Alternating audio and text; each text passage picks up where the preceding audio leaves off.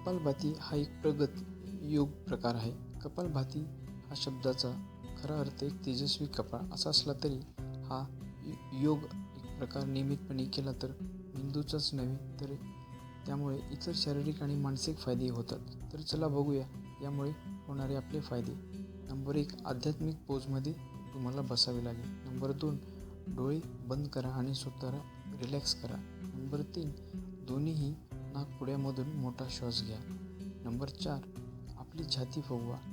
Number 5, आटून पोटातील स्नायूंना सशक्त आकुंचनाचा श्वास बाहेर टाका आणि थोडं रिलॅक्स व्हा. नंबर 6, ताण घेऊ नका. नंबर 7, श्वास बाहेर टाकण्याची क्रिया सुरूच ठेवा. नंबर 8, असे जलद गतीने 30 वेळा करा. नंबर 9, शेवटी दीर्घ श्वास घेऊन हळूवार श्वास सोडा. कपालभाती एक फेरी आता पूर्ण झाली. प्रत्येक फेरी ही एका दीर्घ श्वासाने सुरू करावी. हीच क्रिया आणखी 2 वेळा करावी.